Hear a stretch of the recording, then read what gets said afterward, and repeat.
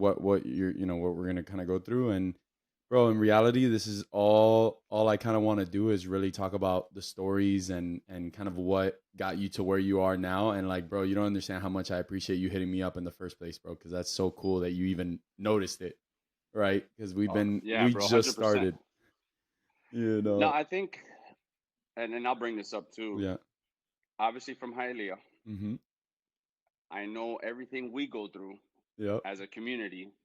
So anytime that I can support somebody, I'm Yeah. gonna do it. I Like appreciate that, that's bro. no question. Yeah. No, Even that though you means. started off at Springs, could Oh, have we'll gone bring that possibly up to too, Hialeah. baby. We'll bring that up too. We'll bring that up too. We'll bring that up too for sure. All right, bro. I mean, honestly, we could just get started really because it already feels like we're started, so it doesn't matter. Tranquilo, man. No, bro. So let's start back in Hialeah, brother. Let's take it all the way back. I want to start with you, obviously, Johnny. Like, when you were a kid, right? Like, what really drove you to the game, and was it similar to kind of everybody else's story? How this was just kind of what you were ingrained to do? I don't know if it was just in our blood, or what did you have this special type of passion for it right off the gate? I think with Latin parents, right, and baseball, how enriched is in our heritage, our culture. I mean, I was playing at HAA at the age of 3, so it was t-ball. Then we didn't have coach pitch. Like we started pitching ourselves like at 7, 8, 9, 10. Crazy. So no, but it's just something that I was drawn to the game. Obviously, it's taught me so much throughout the years. That's led me to where I'm at today. But I mean, started off playing at HAA. Then during that time, my parents got divorced, so I played at Pacual for a little bit. Oh Then went shoot! over to Hialeah Core League in Babcock Park. Bro, and actually, baseball was my first job at 14, 15 years old, umpiring. Dang, brother, Yeah. that's So, so but it sick. was cool. That's It was just dude. That's you something can't that. explain it. Yeah, yeah, yeah. It's literally something the way that I try to put it into words for people, it's like we didn't really know anything other than that. Like I remember growing up and my dad like loving it was just like this passion just watching the game. It was like this is everything. Like down the street from my house, I lived. I'm not gonna tell you where I lived because then I mean because then you'll know what school I was supposed to go to. But No doubt. For sure, East Hialeah. oh man, down the street from my house there was a batting cage from the park, and I actually lived in West, but right by Sparks Park, right by Sparks Hmm. Park, and there was a machine there. But my area, I was supposed to go to another school, not Miami Springs or HML. You can guess what the other school was that I was supposed We'll to leave be that. at. Yeah, we'll leave We'll that for leave that later for on. then. Um, so man, dude, I just remember going to the park every day as a kid. 2, 3, 4 years old. Like I could barely walk, but I was in the machine when the ball was just. Ooh. Hmm. And that's how it was. And I think that's what made our high school teams that we played at Hialeah so great. We didn't have the travel ball like you experienced it Mm-hmm. or what we experience now. There was none of that. Like we grew up together, we played together, we did everything together. So it was like from 8 in the morning till 7, 8 o'clock at night. On the weekends, back to back days. There Wow, wasn't like, hey, we're gonna go hang at a friend's house. Like it was baseball every single day throughout the entire time. bro, Johnny, let But me I ask. think that set us apart. Yeah, man, no, because now I just realized, dude, I didn't have that. Like you guys at that age, whoever you were playing against at HAA and at Bacual and at Babcock, you went to school with them and they weren't playing anywhere else. Like by the time I started playing at that level, that's it. The good guys started going to like travel ball. You get recruited to go Mhm. play travel ball, but you guys didn't have. You guys were just straight up. It was dog fights at HA and at Babcock and stuff like that, right? Oh, it was like that. And the thing is, at the time, there was really 4 schools, high schools. Hmm. It was Hialeah, HML, American, and Miami Springs. That's Wow. it. So, like some of the guys that you're playing against or you played against in core league or whatnot, you fall into the progression of now you're playing against some high school or they're your teammates. And it's just so surreal, man, because you can't replicate something like that. So it's like guys that have played together from the age of 5, 6, 7. all the way leading up to high school. Now you're in the high school team with some guys that you were competing against, core league, HAA, all these leagues, Tam Miami. It all just kind of comes together, and that was such a wonderful experience, man. And again, I think with that experience led to the success of us at Hialeah winning back-to-back state championships when I was there in high school. Jeez, man, tell me how that felt, man. Like, tell me how that felt to really just walk into school. First of all, win one, and then the second, that whole year you went to like, I know because I was there. But please explain how it felt to walk through the hallways and then win another one, man. We had a great coaching staff. Our head coach was Coach Bilski, Mm-hmm. and the assistants was Carlos Marti, who you know from the Yeah. Legends, Hector Aguila, and Raul Torres. So those guys ingrained in us. Like, you won the first one, but brother, once the season starts, there's no state champ. You have to continue to pave your way. So that taught us to be hungry. And right, you win one, you want to win another one, selfishly. But I think that the group of guys that we had since we played together so long, we knew what our goal was. Like Hialeah back in the 90s, it was the team of the 90s because district championships. Then Wow. we come up in 2001 and boom, we set the bar.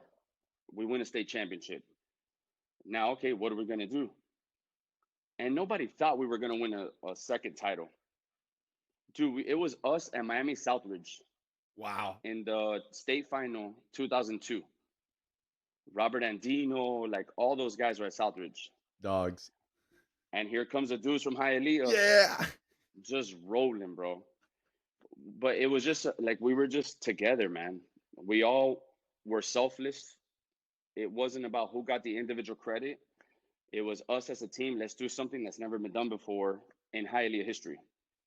And the one thing that the coaches told us, put your name in history. This is something you're going to talk about 20 years down the road. Well, 20 years was just last year. And we still talk about it. Still.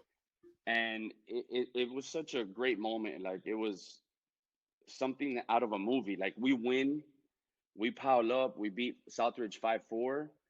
And as soon as we hoist the trophy at Legends Field, it just starts pouring. Wow. So you got a Man. bunch of Hialeah dudes hugging each other, just unreal. Oh my God, all this stuff. But those teams were loaded, bro. Wow, man. Yeah. Talk to me. All right, now, obviously after the first one, it's great, but like, how can you explain like I want kids to understand kind of what it was back then compared to what it is now. I don't feel like there's much loyalty because like even having this conversation, as soon as we got on the call, it was already the minute you said Hialeah, the minute somebody said Springs, it was already like that. Oh shoot, you know what I'm saying? But I feel like that's gone with so many schools. Like, what did it feel like to walk into Hialeah High when you had a game against American or HML or Springs? Like, what was that feeling when you walked into the hallway that day? It was on. There wasn't the switch button at 7. It was the moment we woke up, like, it's over. We're going to war. But I think it gets lost too. And this is nothing against travel ball. Mm-hmm. But you get eliminated in the first round of the playoffs in high school.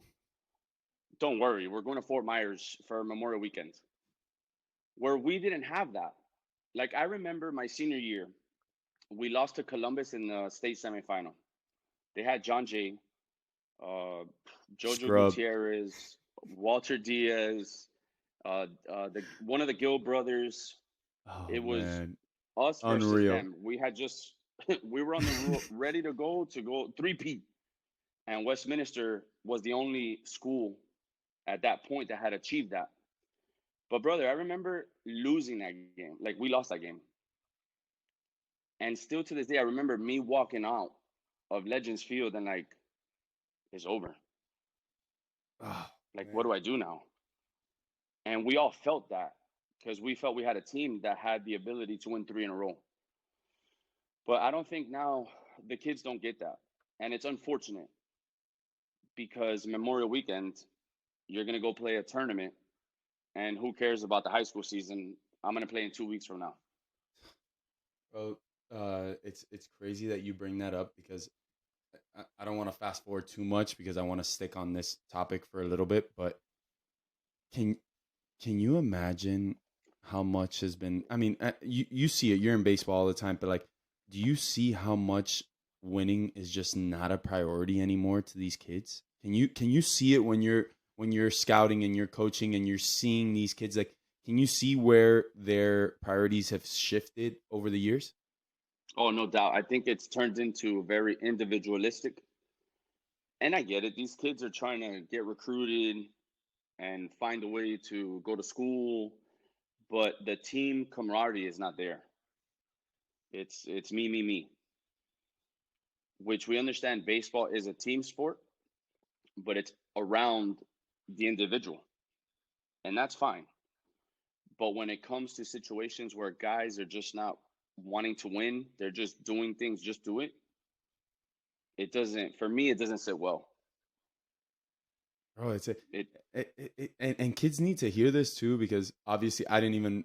I'm not even gonna say exactly yet what your position and stuff because I want people to continue to listen to this and understand who this is coming from when we do get to the point where you're at now. But it's unbelievable that we've lost that, man, because that was what I fell in love with.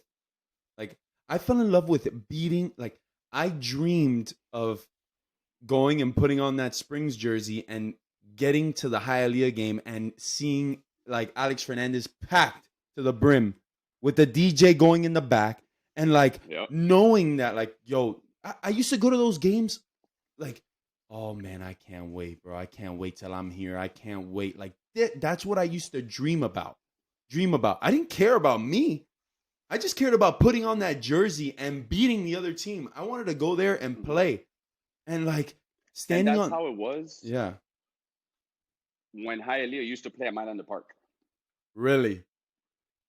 Oh, bro. Like, we would go to Mylanda Park Uh-huh. and watch Hialeah play, and that same feeling you had, that's what we had because that is all we knew coming up. We knew, hey, you're designated for Hialeah High. But all of us were like, oh, when are they playing? Where are they playing? And we were park rats. Like, Yeah. we grew up at the park. It wasn't like, hey, I'm going to stay home and play PlayStation or iPad. We didn't have none of that. No. The closest thing we had was like the Nintendo with the two The- buttons. Yeah, exactly. But it was good because it taught us like this is what it needs to be. You yeah, represent your school and you represent your city, your community. You have those opportunities available for you. You just got to go out and do your job. that's it. And a lot of kids, I could be wrong, but what I see is we've lost that. Why Not do everywhere, why do we but yeah. lose that though? Why do we lose that, you think? Well, because I think if little Johnny doesn't make the varsity team as a freshman and he's not starting, well, I'm going to transfer him. Or if Johnny's not the star player in XYZ travel team, well, as a parent, I'm going to start my own travel team or whatever. So it's sad because it loses out on competition. And you know, when you get to the next level, you're competing day in and day out. One of the things I love to tell kids and parents when they ask me, like, "Hey, what should I do? What should I do? Where should I take my kid?" I go, "Listen, you could take them wherever you want, but there's no hiding from competition. You want to get a scholarship, a fake scholar, like so, it's not fake, it's real. Somebody will give you a scholarship if you put up these great numbers, and maybe you get lucky. But brother, I'm telling you, you're gonna run into it. You're gonna run into that wall, whether you want to or not. You're gonna have to face a Nestor. You're gonna have to face him. Gio's gonna be on the Yep. mound. You're gonna have to face him, whether you want to or not. You can run all you want, but believe me, when you get there, that guy's gonna be standing, staring at you from 6 feet, 60 feet 6 inches. And I'm glad you brought that up because even when I came up and I played at Hialeah, I wasn't the star pitcher of the staff. Absolutely Mhm. not. I had an opportunity to transfer out and go to another school, another high school. Mhm. I chose not to do that because I didn't run want to run away from competition. I just wasn't built to Yeah. run away from competition. You know what? Like, I'm going to give it my best shot. If I don't get the innings that I think I should get, that's not going to change who I am as a person. I'm going to be a great teammate. It's not about me. We got a chance to be a part of history. Let me impact the game in another way. And that's where my passion for coaching started kicking in high school. Wow, right away, huh? You knew it. You knew it from an early age. I was just so interested in the intricacies of the game. Hmm. Why are we running this first and third? Why are we running this bunt defense? Why are we calling these type of pitches? And it wasn't like a nuisance. My coaches knew I was just asking because I would tell them, hey, I want to learn. This is what I want to do. Professional baseball is not in my cards. I'm okay with that. Hmm. I just want to know, so I want to learn. In case I want to choose this path, I have an idea of what's going on.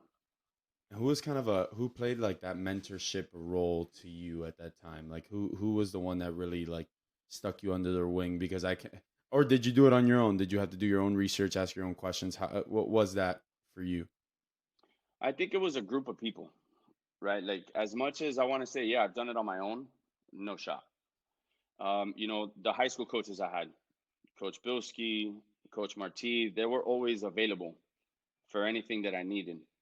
Mike Maulini, one of my good friends who supports me till this day. I played for him in the Miami Thunderstorms Wow. in the summer. So, like, he's a guy that I've pretty much leaned on throughout my experience, and he was responsible for me getting an opportunity to go play college. Without him, I don't have that opportunity. So it's a situation where it's a community, bro. Like, my friends also pushing me, telling me like, "Hey, man, like, don't give up. Keep doing what you're doing. Who cares about what anybody thinks? If you want to be a coach, go do what you got to do."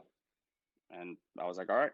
Man, dude, you don't even realize it, but I'm literally almost in tears because I feel like Miami gets such a bad rap. Miami, Hialeah, everything in general. There's a lot of people that say, "Oh, there's a lot of haters and haters and haters and haters and haters."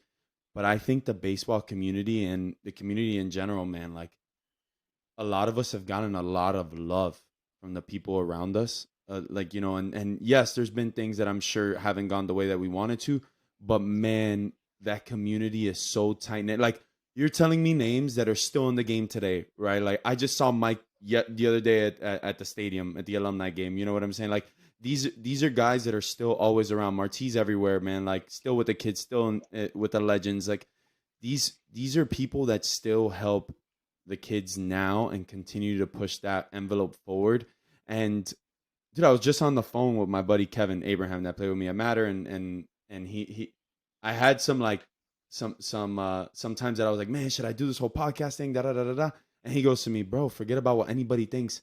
And I go, man, you know what's funny? I haven't gotten anything bad from people around me, from people from Miami. All they do is show support and love, man. Like why do you think Miami gets such a bad rap, man? Like I think there's a lot of love there. I think because perception is reality and reality is perception. Yeah. That's what it comes down to. It.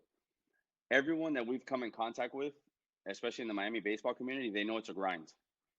They know everything we've been through, what they've been through, and if you think about it, they've paved the way for us coming up.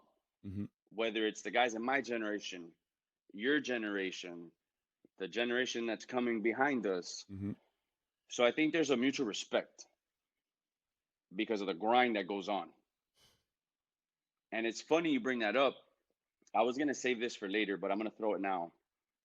I have a saying with our team, and it's GAPOS. GAPOS. Game, aim, pace on sympathy. No one's going to feel sorry for you if something goes bad. We all deal with adversity. We're all going to have to rise up to the challenge. And if it's a situation where you get that opportunity, you got to run with it. Yeah. So even with our team, it's a situation where I don't worry about outside noise. It's about those dudes, and that's it. Yeah, And man. that's how I've carried myself throughout my career. Yeah, and that's a good point, man, because I consider uh that community almost a team, right? Like I'm sure you have your guys that I mean you've known for like the names that you've mentioned, Right. and those are it's a team, man. It's a team atmosphere, and it's like us against the world. And I think the more that we look at it, it's us against everybody else, and we continue to build each other up and be like, yo, we're gonna take everybody down. The same mentality that we had when we were in high school, and we take that as a community, as a city, and say, yo, we're gonna take everybody down. Like this is where the best is. Like let them talk because the noise from outside almost motivates us more, right? It motivates us and it pushes us to be like, let's go. You want to talk? Talk, baby, talk. Because No we doubt. are that. We are that. Like we are the best. And it kind of leads me to kind of another thing that I wanted to bring up, right? Like you not only did you have a very successful career obviously as a player when you were in high school, but also when then transitioning into coaching, like you coached some of the best players to ever come through Hialeah. Is it correct me if I'm wrong? Yeah, I think other teams in Hialeah would beg to differ, or players, because there's been phenomenal players that has gone through the Hialeah program, man. Yep. Um, geez, I mean, Endless amount of yeah, names, obviously right? Nestor, right? Nestor, because he played at Hialeah, and he's the one that's recent in the big leagues. Yep. But without a Gio Gonzalez, there's no Nestor Cortez, Absolutely not. because he paved the way, right? And Gio, the good thing is that Gio would come out to our practices, and Nestor was a freshman. And the one thing that Gio told Nestor that I remember is like, hey, you be Nestor Cortez. Do not be anybody else. And look at what he's done. But yeah, we had some guys that had professional opportunities. But the biggest thing for me is prepping those dudes for life. Because high school, at that point, for me, this was the last step that they have somebody that truly cares about them. And what can we do to get them to the next level? And if they don't get an opportunity to go play college baseball, then I have to do right by these kids to get them ready for life. And I think we did a pretty good job with my time coaching at Hialeah with that. Man, that's it's a tough pill to swallow, like everybody knows, right? When that time comes and they come knocking on the door and they say, hey, this is it right here, this is where you got to leave your cleats. Like realizing when that time comes and being prepared for what's next is the most important thing I think as an athlete. And if I look back, some of my best coaches, like I can't even tell you, even like talking about Jim Morse, right? Like I can't even tell you what he taught me. I mean, I'm sure he taught me a lot as a baseball player, but just the conversations I had about how to conduct yourself, how to be a man off the field, how to, conduct yourself in a different environment that you may not be accustomed to, dealing with failure, dealing with the people around you that may be heckling you at a time in a stadium or this or that, and just literally brushing it off your shoulders and continue to kind of drive through and get to where you're going. I think that's what sticks with me the most about all the good coaches that I've had, right? And I think you hit it straight on the head, man. Like we got to continue to push, raising men and raising good boys, like to be able to kind of take life on, because baseball isn't everything. It's a lot to us, Right. but it's not everything, right? And being able to prepare somebody for the things that come after is really really important. Um, if you were to kind of put a word on it, or maybe a phrase that kind of you think other kids might need or use to really motivate them to get to the next level, like what do you look for, what do you see, what do you think that kids really really need to show on a daily basis, or what should they use as motivation to really push them to the next level? I don't know about a phrase, but work ethic. Standing in front of an iPad or your cell phone, scrolling through Instagram and Twitter is not going to help you out. Again, like I fall back to my experiences. When I was playing at Hialeah, we had cages along 47th Street Hmm. before the new building was built. That was all a big PE field. Anyways, we would hang out there till 10, 11 o'clock, midnight, just hitting, playing our own home run derby. Because at one point, there's somebody that's trying to take your job. And that takes you so much further than baseball. But if you know that you're not only competing against your teammates for a starting spot, other schools or other players in other schools that are trying to get that college scholarship or trying to get that professional opportunity, work harder. You can't put an hour into your work and say, I'm done. This doesn't stop from the time you wake up to the time that you go to sleep. And if you feel that you went to sleep and I'm not tired, then did you really do enough? And I think we've all been there as players where, oh, I'm going to take a day off. But then there's somebody in the back of your mind like, I'm trying to get to the next level. I got to separate myself. So I think it comes down to work ethic and dedication. And those two things are going to take you further than just a game of baseball. Yeah, man. It's so simple. It's a simple phrase, and I almost feel like I was looking for it, but I didn't. I had a feeling that was coming because it's just been such like the more people that I talk to, the more successful people that I continue to talk to. There's no magic bullet. There's no pill. There's no. It's really simply who puts in the most work. Mhm. It's just really just going out there, putting your head down and going to work. No matter what the result is, no matter what happens, you go over there and work the hardest, and the results are gonna come when they need to be there, right? Like people say, No doubt. "Oh, I love that saying." What is it? Though I don't believe in luck. It's like the harder I work, the luckier I get, kind of thing. Like, Hmm. it's true. It's true. Sometimes even if it's blind. Did you ever have times that you were hitting or in the cage and you didn't even know what you were doing or but you were there working and the fact that you were just hitting, you were feeling like you were getting better and competing against somebody else? Did you have that feeling? And I say that, yes, but I turned into a PO. That's true. So knowing Yeah. that I was going to be a PO, I still wanted to better myself because you never know. Yeah, yeah, yeah. Yeah. So the luckier or the harder you work, the luckier you get, or those opportunities arise. Hmm. I'm a firm believer that good things happen to good people. So you just stay true to yourself, you stay authentic to yourself, you get to work, forget about everybody else. It's your plan. Hmm. Like my plan is not Willie's plan. Yeah. Willie's plan is not the next guy's plan or whatever. Like we all Yeah. have our own plan. We know what we have to do to execute. Yeah. So it's a situation, go out and get it because it's there for you. Yep. Yep. It's out of hand's reach, baby. Just go get it. Go grab it. Bro, tell me this because I know Yep. this is another big part of your life, and it's pretty impressive for guys from Hialeah, Miami, like to be able to not only represent their city but also represent their country, and how much this that means to. I don't think people really realize how much like how much we love the country that we live in.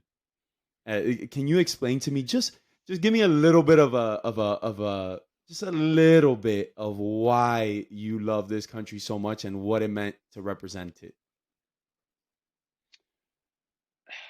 It gave my family or my grandparents an opportunity to leave Cuba. Without that opportunity, I'm not here.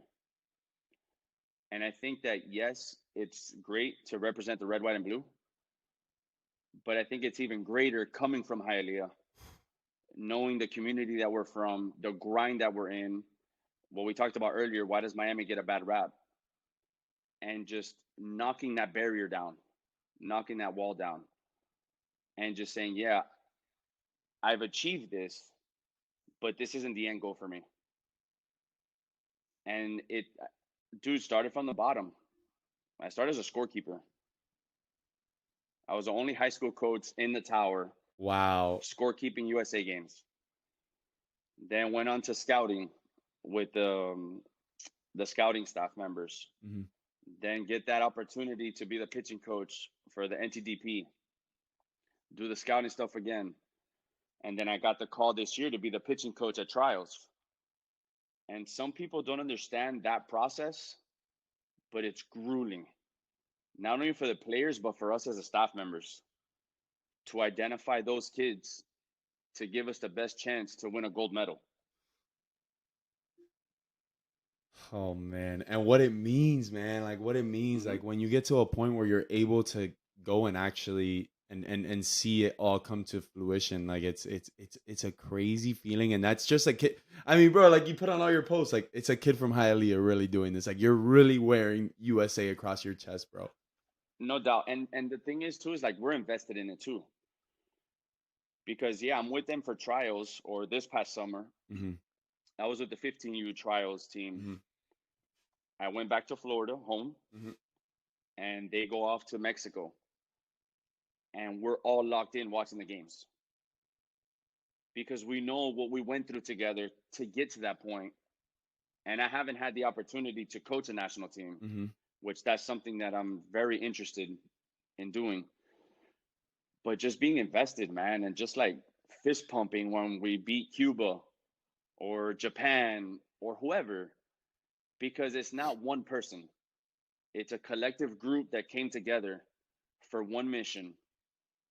And at all costs, we're going to go ahead and complete that mission. And sure enough, they did that this summer. And they've done in the past to win gold medals. Oh, bro. I need to put that jersey back on, bro. I need to figure out a way to go over there and coach. You're I need going to to be get like, to. ah. Oh man, it's the best feeling in the world, brother. It's the best feeling in the world. Oh man, dude. Like it's going to even do you still get that feeling like when you go into that carry like that complex, like you just feel it, bro. You feel like an aura walking in through those gates. Oh, no doubt. And like we actually had the trials was in Arizona Oh at the wow. Angels complex. Okay. But with one of my teams, my first year, I called my buddy who was a director of the 18U national team. Mm-hmm. Hey man, like I'm here in North Carolina, 30 minutes away. Any way that I can get my guys an opportunity to go see the complex? Johnny, no doubt. So we show up 11 o'clock in the morning. To others, it's just a complex. But to be able to bring my team, knowing the history, my involvement, my relationship with USA Baseball, it was just surreal to me. And some of the guys haven't had an opportunity to get there. And just seeing the names on the wall, the pictures of the MLB players that have been there, it was something that it took our team away. Like, wow, it's that what he says, that aura. Yeah, it's You that can't feeling. explain it, man. That feeling. What did how did you get it? How did the first opportunity come about? Like to be with the USA team and like start as a scorekeeper even. They had a profile form, Mm-hmm. and I was tinkering with it. Should I do it? Should I not? And I just submitted my resume or information. But Ernie Padron, who is a really good friend of mine, and he was my pitching coach for a little bit. He had just came from coaching the USA national team. Ernie, what's up, That man? I was want to my get team right involved. How there. can I do it? Yep. And he was like, well, Johnny, I'll put your name out. We'll see what happens. Dude, I'm working. And I get a random phone call from North Carolina. This is it. And Rick Abano calls me. Hey, Johnny, we need a scorekeeper. This is the process. You start here, you move up. No doubt. I'm going to do it. I called my wife. Hey, so I got invited to go do USA Baseball. What do you think? Well, okay, Johnny, what are you going to do? I'm going to take score. She was like, what? But then I had to explain to her the process. And she was like, Johnny, if this is something that you want to pursue, then go ahead and do it. And that's how it started. Wow, Just man. scorekeeping. Then when scouts, the task force, they were in other fields or whatnot. Mm-hmm. Johnny, let me know what you see. Just started seeing guys. Here you go. These names. And then it got to a point where they started inviting me to the meetings. And then the next year I was on the scouting task force, a couple of years, and like I said, NTDP, scouting Wow, staff again, and then trials. man, that's amazing, man. That's literally a starter from the bottom as it gets, baby. That's awesome, man. Yeah. And you see, and getting to a point where you were even going through that process with your wife, right? Like that conversation, like you had to. I mean, I almost put words in your mouth, but like, did you have to put your pride to the side when they said, "Hey, you're going to be keeping score"? Yeah, but it wasn't even like a bad thought. Yeah, I was like, gives me an opportunity to meet people. yeah, It gives me an opportunity to get my foot in the door, and let's see what happens. And probably the best decision I made was doing that.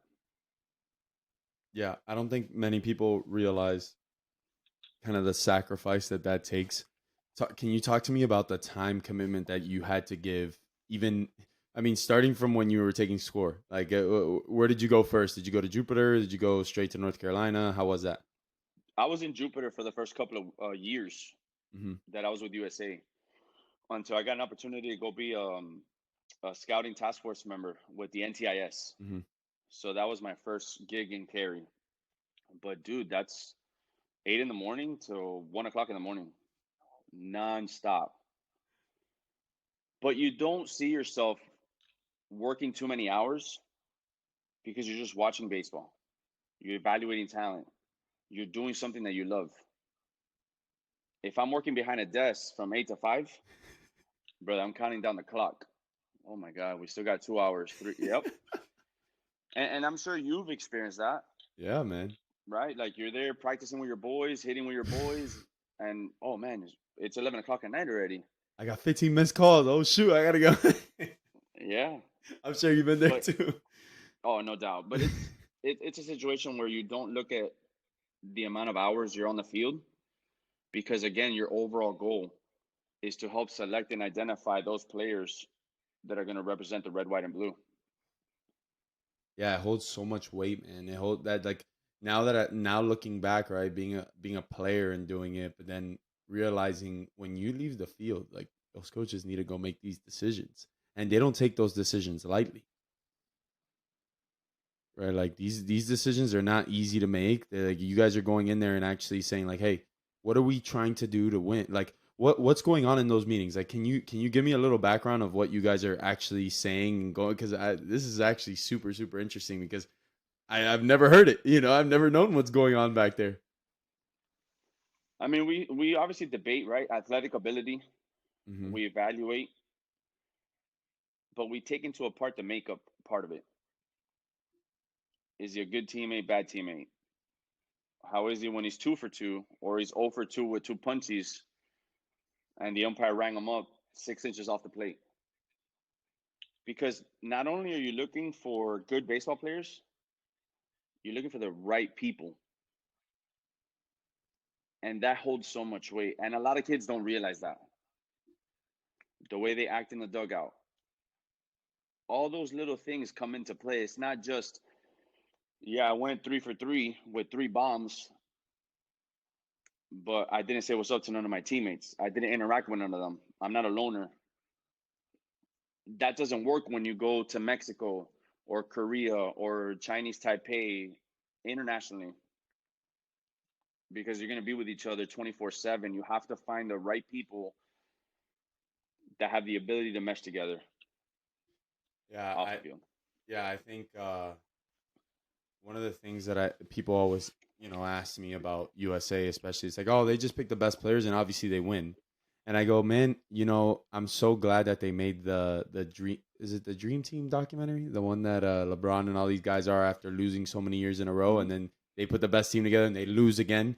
And it's like I try to explain to everybody, it's you you don't realize how quick these teams have to get made and how quick they're competing.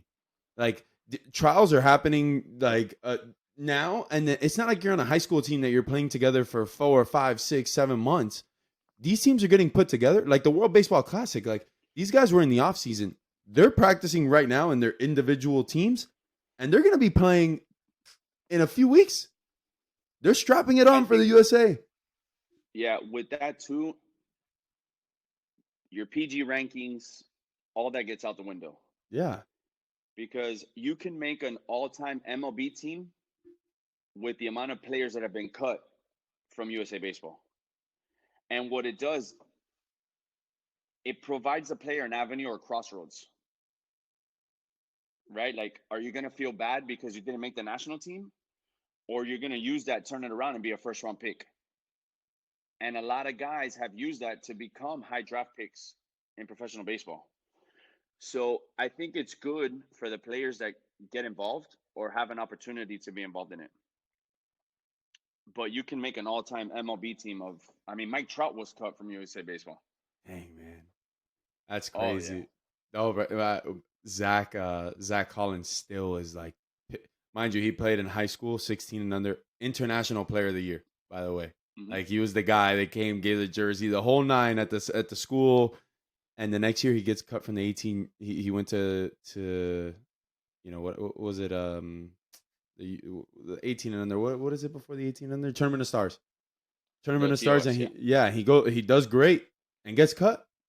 And brother, he played in college again, did really well, whatever.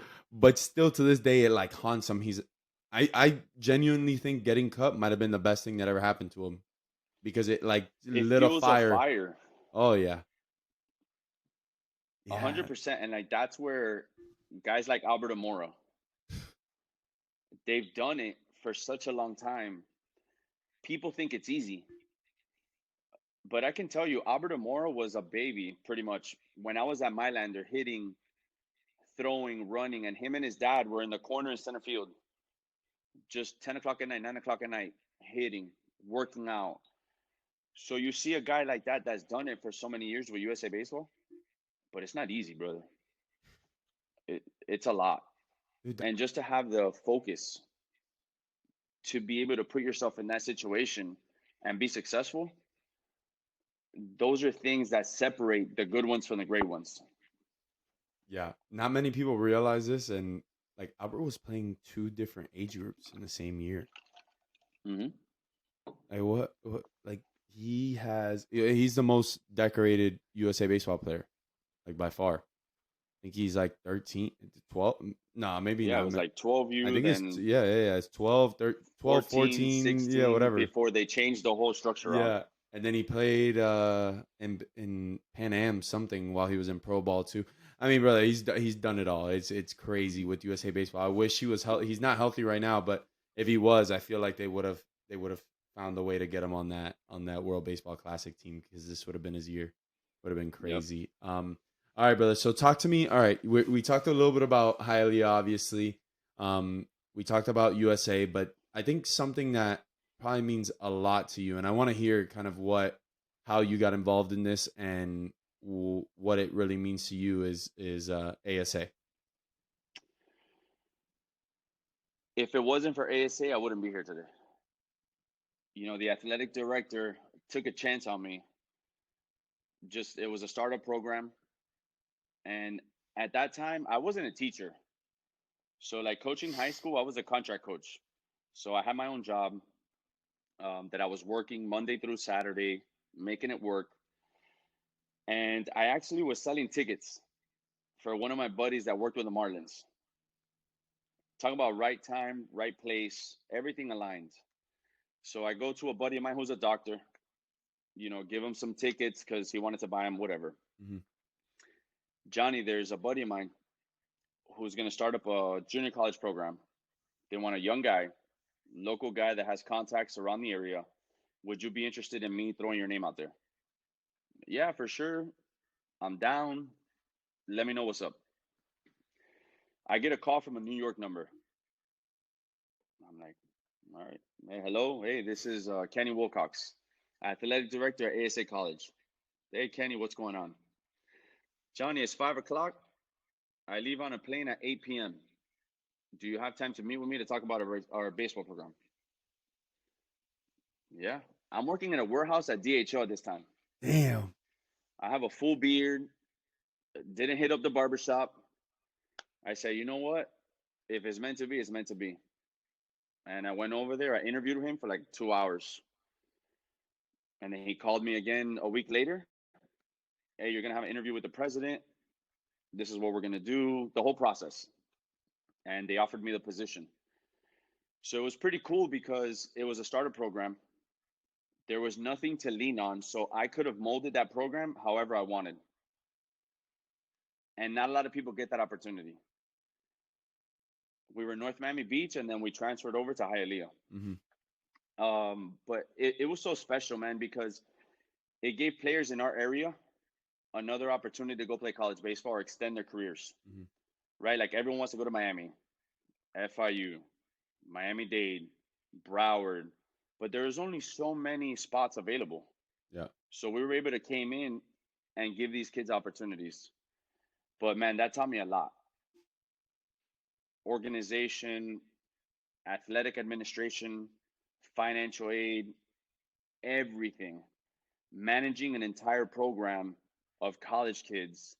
People don't realize it. It's tough. But I think that paved the way for me to get the opportunity where I'm at right now.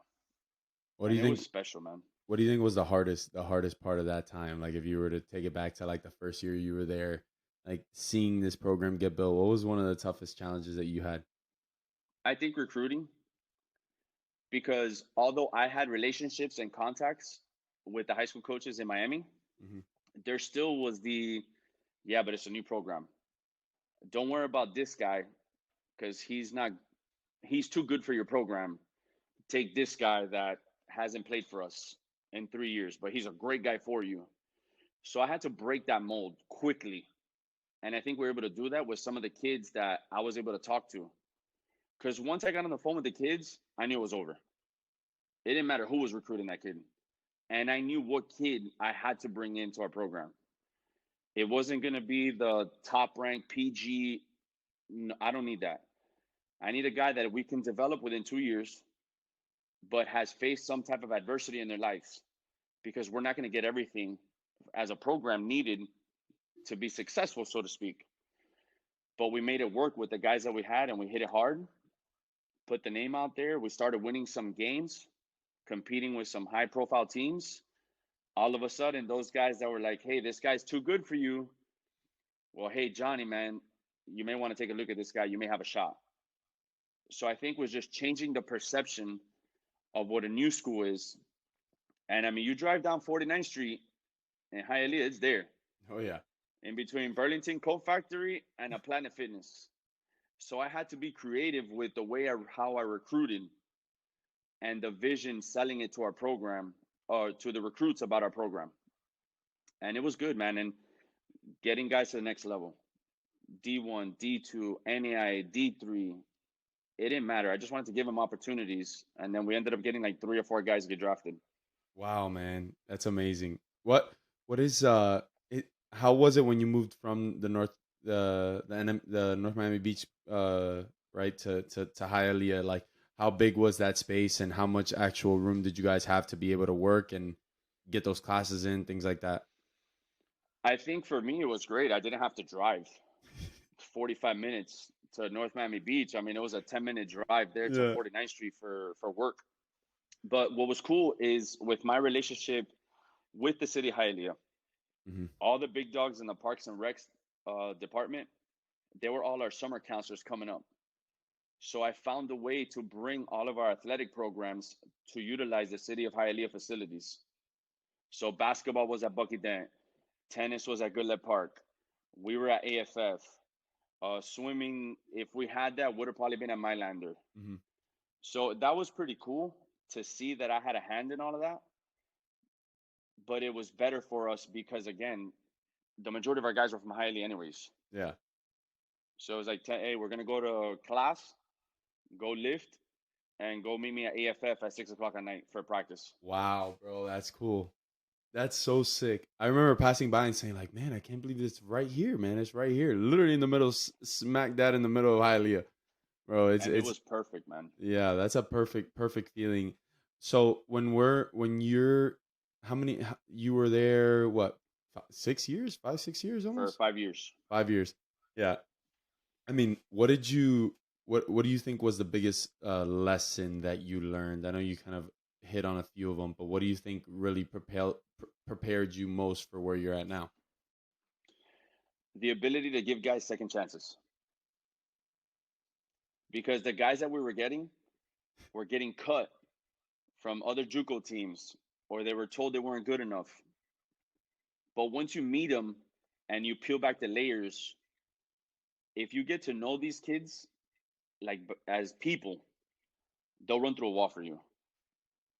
And that was the biggest thing for me. I had to take those chances with those guys because they were good enough, right, to produce on the field, but I knew that they weren't going to let us down off the field. So that's also the type of kid now that we're kind of targeting, especially with all the rules, and we'll get into that Mhm.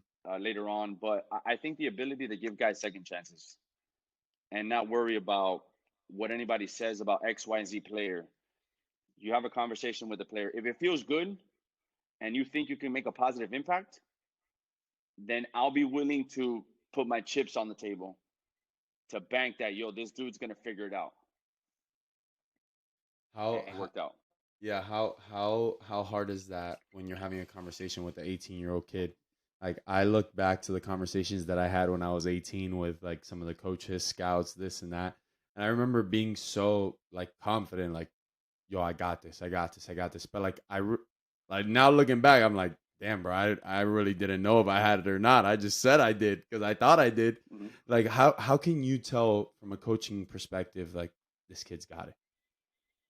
I think just the way you carry yourself and then just the certainty of the answers, not depending on everybody else or looking around the room. Yeah. What do you think? Like, no, tell me what you think.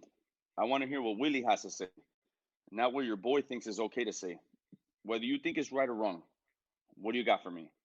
And then again, you just peel back the layers to get down to your authentic self. And that's what we as coaches, I think that's what we strive for, to prepare these dudes for the next part of their career, whether it's professional baseball or it's not. Johnny, what was your goal when you started coaching? Like what was your goal? What did you have in mind? Where did you think this was all gonna lead when you started? I'd be a fool to tell you if I didn't think about, hey, I want to be a Division 1 head coach. I always wanted to do that. It's something that I wanted to be able to find a way to provide for my family while also being able to do something I love. And I think I've checked that box, but the story's still not over. And I'm good where I'm at. I love it where I'm at. I think that we have a great thing going. And again, I've been able to provide for my family, but just the kids and the people that I've been able to come in contact with, I can't replace that. But yeah, I'd be a fool to tell you if I didn't think, hey, I want to be a D1 or head coach, you know? Oh, that has a nice ring to it, huh, baby? Mm-hmm. Damn.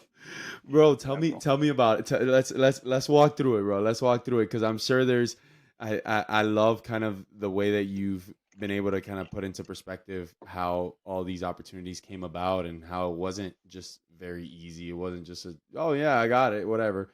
Like talk to me about how you became a Division 1 baseball coach. I think, Head baseball coach. Sorry. no, you're good.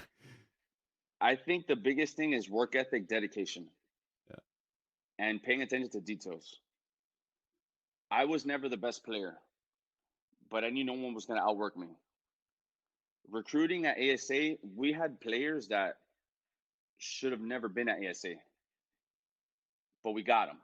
We got them to believe. We developed them. That process for us was key. When you tell me I can't go after a player, that's where I'm going to even turn that Jets on. Because even where I'm at today at the school, I can't bring a player where this is the only option because there's no value to it. It's like, yeah, I'm here because this is the only spot that gave me an opportunity. So for me, it's that. It's like always grinding. I would go to 3, 4 high school games. One thing I tell my assistants is they're going to be head coaches one day. I'm good with that. I'm not a roadblock, clear as day. But when you're a head coach, you act like a head coach and you grind like an assistant. So like I'm out going to tournaments recruiting. I'm working showcases where I could be the only head coach and it's a bunch of volunteers and other assistants. And they're looking at me like, yo, you're crazy. You're a head coach. What are you doing here? Well, I don't know if I'm going to find my next assistant coach in this camp. I don't know if maybe down the road you have a job somewhere, you need a recruiting coordinator, and let me call Johnny. Because baseball is all about what? Networks and opportunity and relationships. So, yes, I'm a Division 1 head baseball coach, but I'm still Johnny from Hialeah. Wow, And that's bro. what's carried me throughout the way. And my wife has done a great job keeping me level headed. And you actually said that in one of your podcasts with JC. I didn't do this alone. If it wasn't for her, and we've been married for 17 years now, I wouldn't be where I'm at today. So that's kind of, I think, what separates me too, is just that grind. Like, I want to get this program to the next level. This can't just stay here. It's got to keep going and keep going and keep going. Yeah, man, and that's one of the things that I love to have conversations about because I'm lucky enough to have my fiance that's supports me and honestly puts me up and continues to push me forward, but also humbles me at times. Like what else does your wife mean to you, right? Like I see how special she is to you, especially when you post pictures and stuff like that, and your family, right? Like what does your wife mean to you, and how lucky are you to have her? Dude, she means everything to me.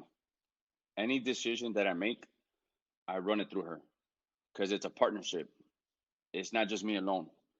Maybe it's good for Johnny, but it's not good for the family. So then, hey, Johnny can't take that opportunity, and that's fine. The biggest thing is just making them aware. And this is why it's good that my wife really doesn't know about baseball, but she does. Because when I get home, whether we win or lose, Johnny, that's out the door. Your husband, your father, this is who you are here. And I think that's great because I don't bring whatever issues at the ballpark at home. And on the flip side, any issues at home, I don't bring it to the field. So like she's meant everything to me. Again, like she got me back in school. I mean, I graduated with my bachelor's after I was working for like 2 or 3 years coaching at Hialeah, Mhm.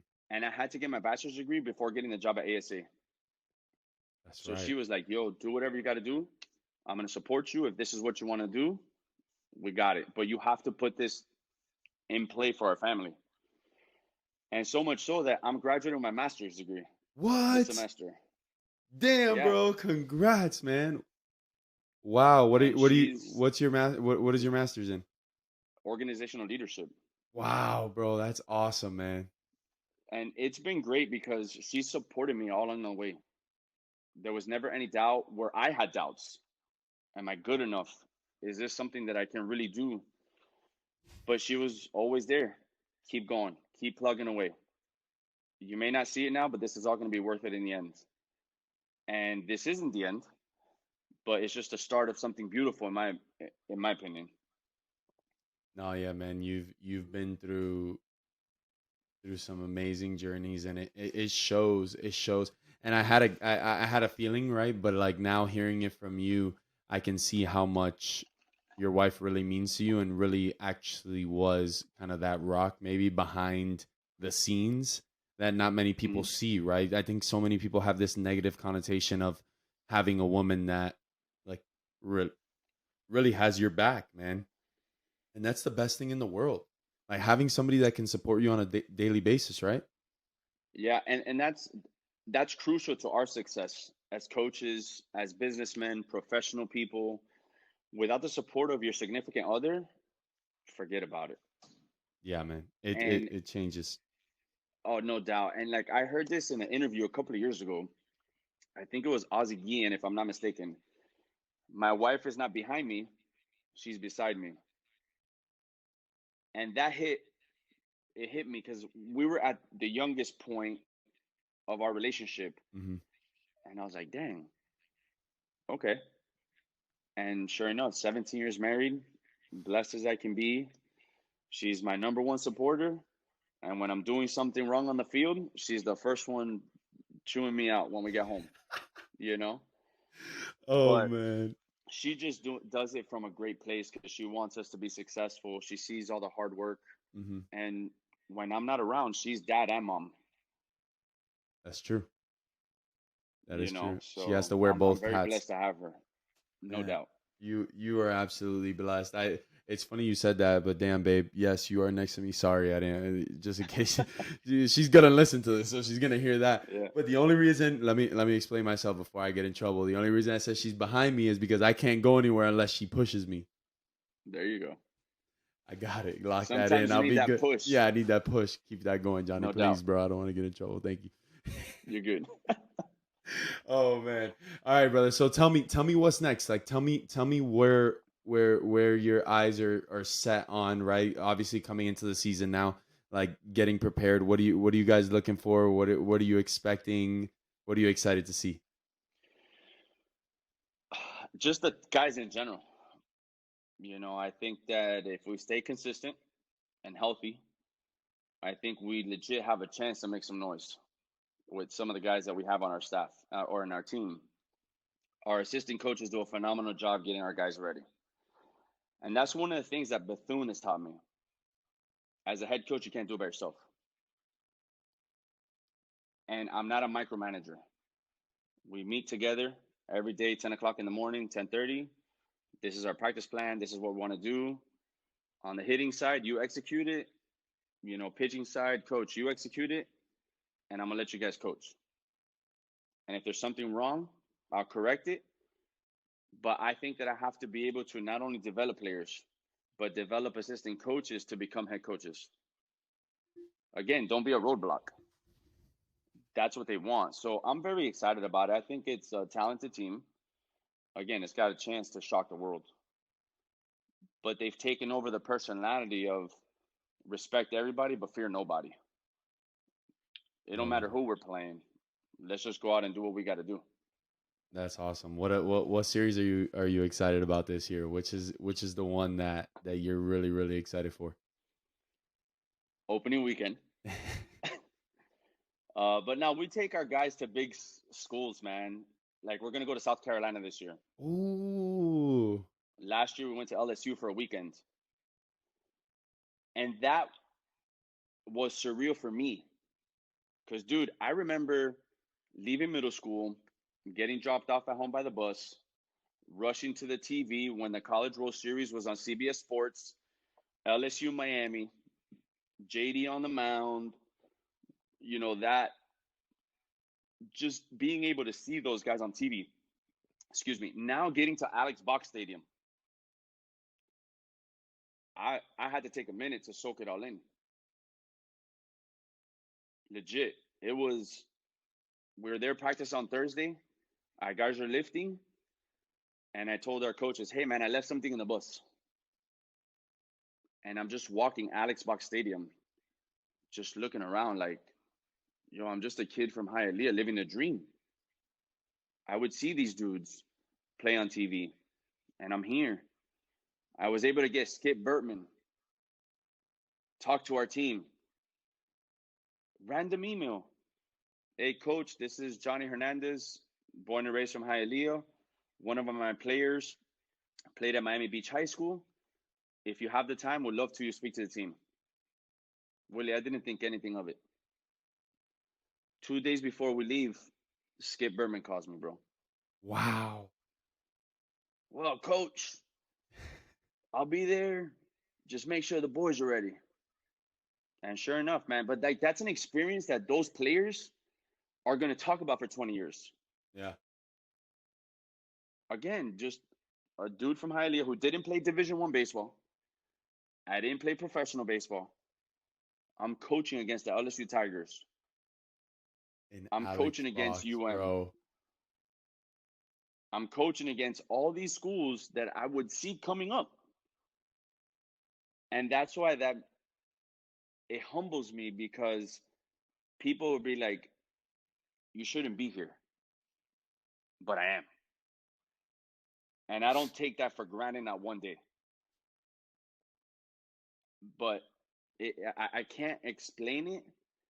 But if I can pave the way for the walk on, that wants to get into coaching, anything, anybody from our city, that you can make it with hard work, dedication, and just keep working, keep going at it. Don't stop. But Bro, you have me in tears, bro. I'm literally crying. but it's so true, Willie. Like Yeah. it's so surreal, man. Going to South Carolina, it gives our guys an opportunity to compete against the best, Yeah. and that's the DNA within our team because of the guys we have.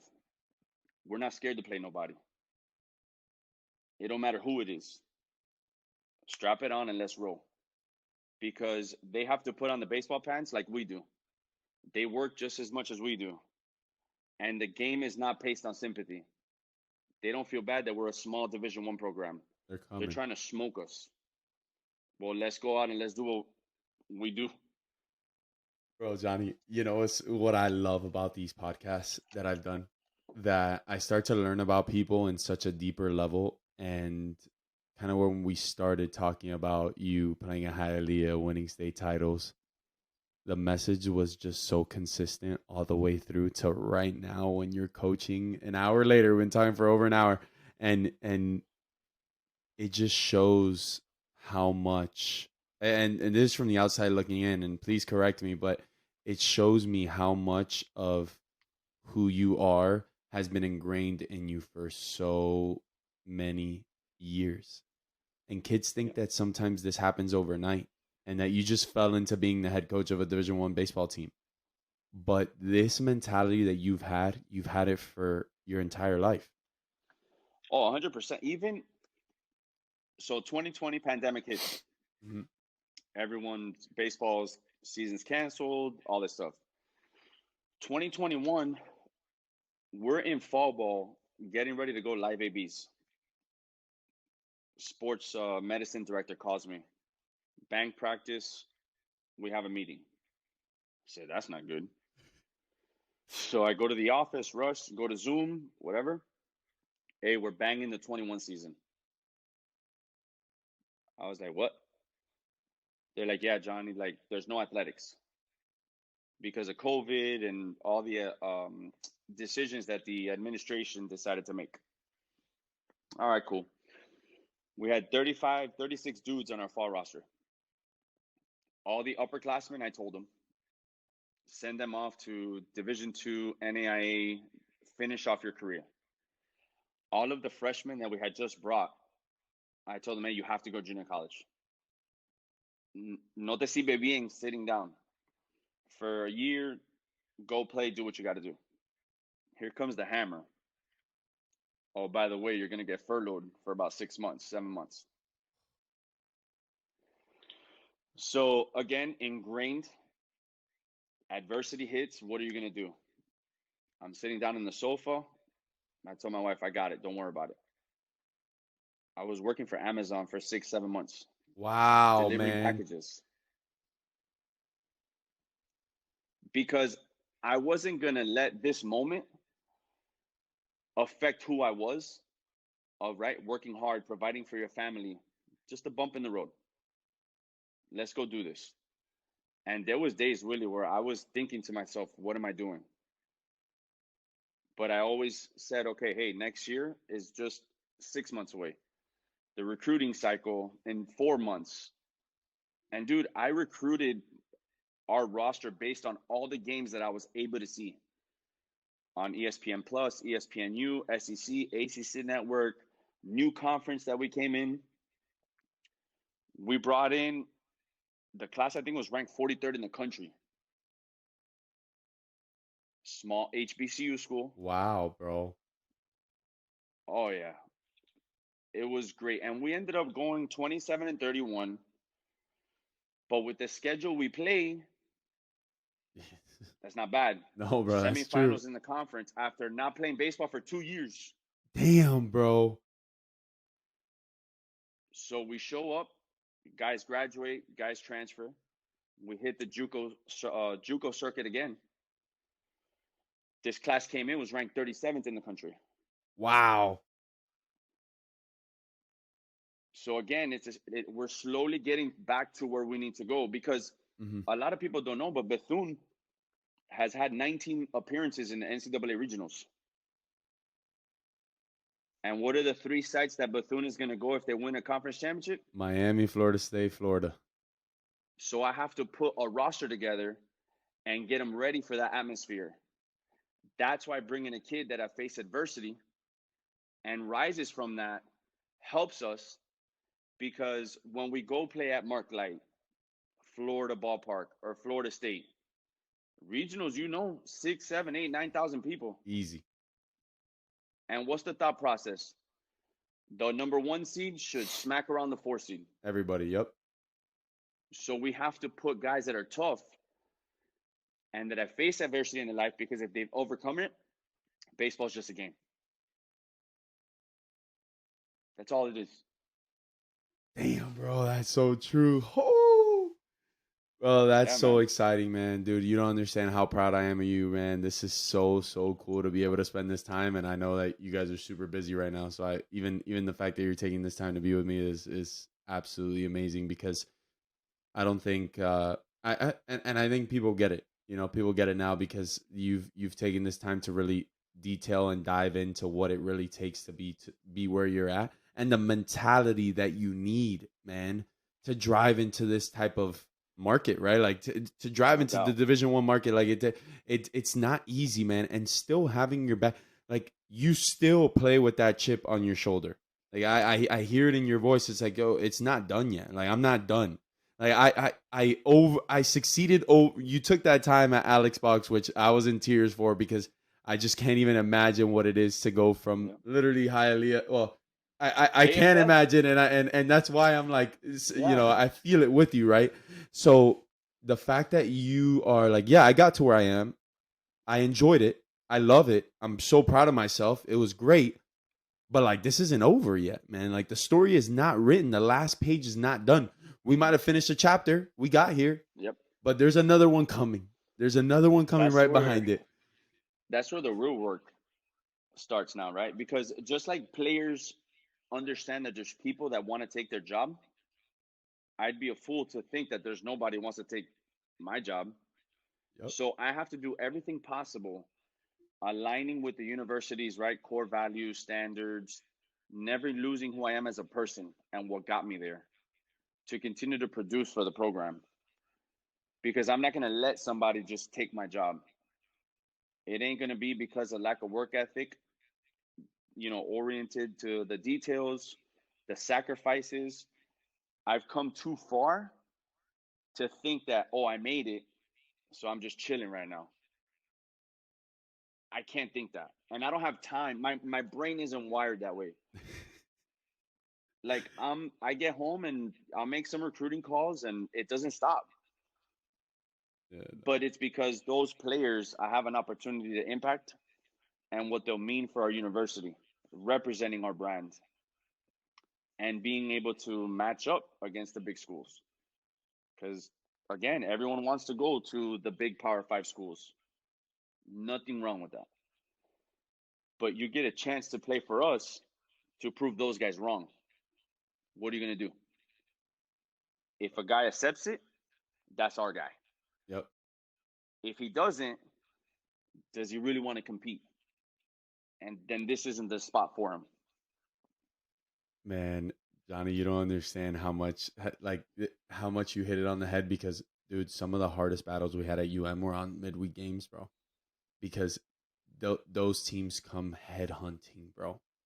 Like, you guys play with a different type of passion, brother. Like, you see it, that it's like, yo, this is it right here. Let's go get it. And that's when we're like, yeah, we're tired. We don't feel like playing.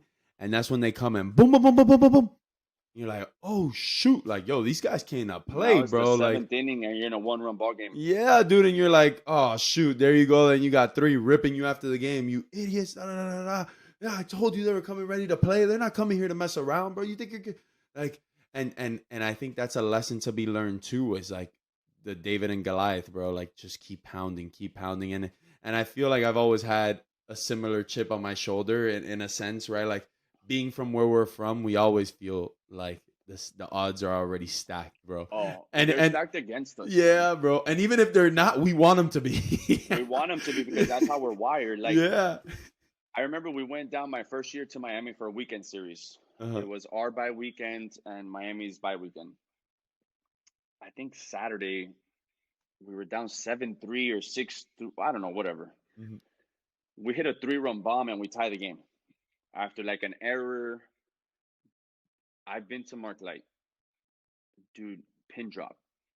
It was like 6-6 ball game in like the Oh sixth shoot. inning. And then I bring up the team, and I'm like, that's where we want them. Just keep pounding. We ended up losing, Hmm. but just that sequence of events, it just turned our team differently. It was like, oh man, we can hang with these guys. Yeah, we could do it. We could do it. You know, obviously the talent level, there's a difference, right? Yeah. That's okay. But I think that if you get a group of guys to believe that anything could be done together, great things will happen. Wow, man. But I love what you just said there, Johnny, because now we go back to like exactly what you were talking about when recruiting for USA, right? When kids, because kids are gonna listen to this, and man, and I want them to know, like, look how much we talked about everything other than talent. You just brought it up to like make it a point that obviously they had probably better talent, and it's Right. okay, but you were still on the same field playing and competing, and it had nothing to do with talent. Mm-hmm. It had everything to do with work ethic, pride, putting it all out there on the line, and not being scared to slay the dragon, baby. You can't be scared Ever. because the moment you're scared, it's over. The moment you have doubt, it's over. You have to be mentally tough to be able to play this game, to be involved in this game, even outside of playing, whether it's coaching, now the podcast stuff that you're going Mm-hmm. through, recruiting, scouting. You have to be mentally tough. You have to be wired that way.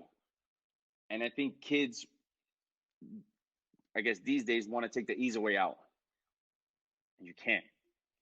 There's no, like we said earlier, there's no special pill. It's you got to work hard. Forget about what the outside noise is doing. Focus on you. Do your job. The next guy's gonna do his job. If nobody cares about the individual accolades, then you can accomplish something great together as a team. Bro, dude, this is you don't understand how I'm gonna use every damn clip that I have from this and try to throw it out there so these kids can hear this, man. Because I want everybody to understand, man. It is possible. Everything is possible. Anything and everything is possible, man. Because we have it. We have it. There's something down there that we have. And I'm gonna do podcasts with other people. It just happens to be obviously I'm from Miami, and this is where No doubt. I've gotten the start, but we have something special down there, man, and we got to continue to use it and abuse it because we have the ability to make it to places like you, Johnny. Like, bro, you're like, yo, you sit back in your house and say, yo, I'm really a Division 1 head baseball coach, bro. That is so sick, man. Yeah, I think what hit me too, and it was this year. Uh huh. So coaching high school, when I was at Hialeah, I coached at Springs, Uh huh. Coral Gables, American, where I got my start with Yep. RB Sosa. My son's birthday is in December. So every year I would go to the high school coaches convention as a high school coach. Hmm.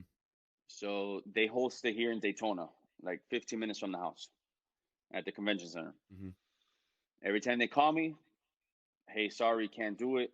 My son's birthday. I think my wife will kill me if, hey, we're not going to Disney because I have to go speak in front of high school coaches. But I got a cold call this year. And it's like, hey, what's going on? Hey, Johnny, this is Tim over with the FACA, which is the governing body for the high school association. Hmm. The guys that do the FACA All Star game in Sebring. Hmm. Oh shoot. I want you to come out and talk to the guys. We want you to speak. Tim, I can't. It's my son's birthday. Well, when's your son's birthday, Johnny? Well, it's December 9th. I'm gonna go to Orlando. Great. I have you on December 8th, 1:30. You can't say no. I was like, what? He's like, yep, I want you here. So then we started getting to know each other. And I didn't want to talk about baseball. baseball practice, pitching Mhm. plans, practice plan, all that. I didn't want to do that. I wanted to provide value to just one person. Dude, so I started thinking about it, started talking about my journey because I was that high school coach listening to other college coaches speaking. So, like, what can I do to impact that one person? And it was great because I was able to kind of filter my journey, being a head coach, a high school coach, all the stuff they go through.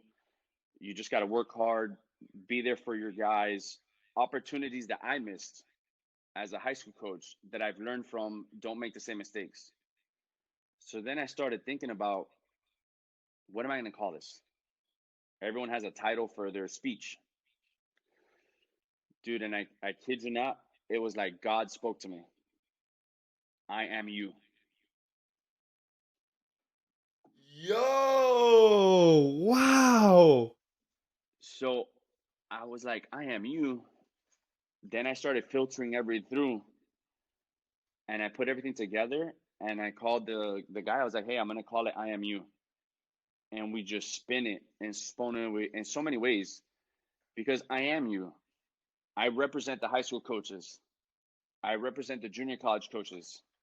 I represent everyone that felt that was denied an opportunity and couldn't knock that wall down. I am you. And that was probably one of the best things that happened to me was talking to those high school coaches because I was able to kind of break down that wall. Like, guys, I'm a Division 1 head coach, yes, but I represent each and every one of you guys, and I appreciate everything that you guys do because I did that. Damn, Johnny. Yeah, man. Wow, bro. That is so sick. That's cool, man. That's something that man, you just can't could you have wrote it like this? Would you have wrote in like this story to go the way it did? No, man. Like, I thought it was gonna be smooth ride, right? Coaching high school. Oh yeah, I can turn this program around. 20 years old, like thinking, right, that you can go to the College World Series with whatever team. But I think that it taught me persistence, um, taught me patience, you know, and but we fall back into trust the process. Just trust the process. It's gonna be there. Maybe the result you don't want, or the result you want is not there. Just gotta keep plugging away. And I never took no for an answer. I had interviews after my second year ASA to be a pitching coach at a Division 1 school. That didn't work out, and I'm glad it didn't because it paved the way for where I'm at today. Those blocks only make you stronger, man. The roadblocks that you got to take down, they make you stronger. They make you bigger. They make you better. And not being scared to fail, right? I think I'm sorry, bro. I know it's been a long time. It is last No, thing you're I'll good. ask you about. I'm sorry about that. But You're good. dude, like, what did it mean to getting into that room, right, and doing an interview? Just that step for some people, it is hard, even for people that are going through other walks of life as well, right? How important is it to put yourself out there? Put yourself out there and say, "Hey, it's okay. Like I'm not scared to fail by no means." I think that going into the interview, whether it was at ASA or at Bethune, I know the value that I can bring to an organization. Whether they see that or not, that's not up to me. I'm only in control of what I can control. Here's our plan. This is who I am as a person. This is what I think this program needs. I'm your guy for you. If you don't think so, all right, we move on to the next guy. And then I go about my day or whatever.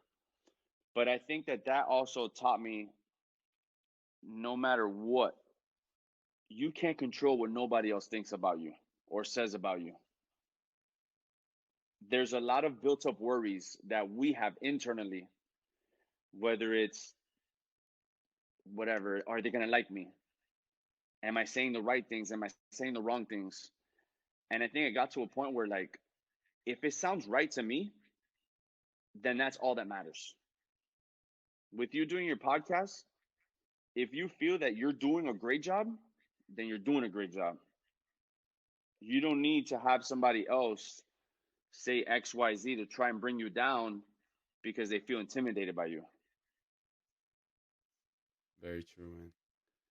Dude, I showed up to my interview at my interview in Bethune, suit and tie on a Saturday. AD was wearing jeans and a polo shirt. I said, whoa. He goes, Johnny, why are you all dressed up? Because Mr. Thompson, you don't get a second chance to make a first impression. Woo! But I like the shoes you have. And we just started talking. Boom. And that was it. Sheesh. And it went very well. We had, I think it was like 2 interviews. And then my third one was with the president. And they brought my wife. They were like, hey, your wife has to come up. Babe, this is a game changer. And she's like, well, I don't know. What do I do? Just be yourself. Yeah. So they asked her, like, oh, so what do you think about Johnny and his career? And bro, I just sat down, just going down, like, oh my God. Like, no. And she said it, yeah. She said it perfectly. She goes, listen, I don't know too much about baseball, but I know he cares about his players. I know what he's able to provide to your organization. He's going to be true to himself, and he's not going to change. If that's what you guys are looking for, then Johnny's your guy. Damn! Shout out. That's awesome. Inside, like, go, babe. Go. Yeah. Keep it going, baby. Keep it going. Yeah, but it falls back to what we talked about earlier. Yeah. It's a partnership. Yep, absolutely. Dang, she had you. She was right next to you, right there, baby. Right next to you.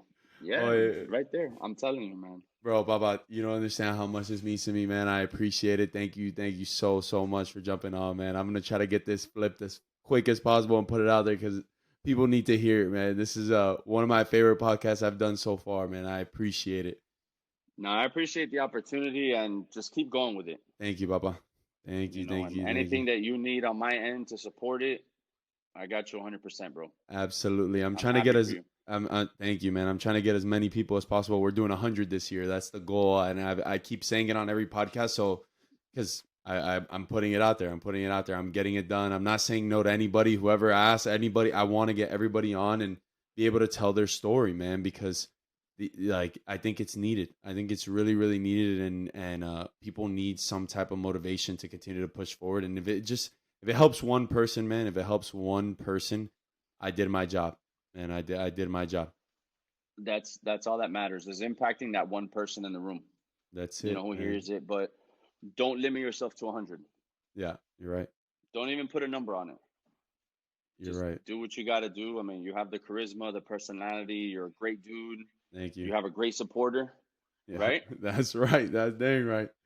Yeah, so just keep doing what you're doing, man. I'm happy for you, proud of you. Thank you, Bobby. From another Hialeah dude to another. Yes, sir. God bless you, and thank you for everything, brother. Same to you, Baba. Same to you. Take care, brother. All right, you got it. Dale.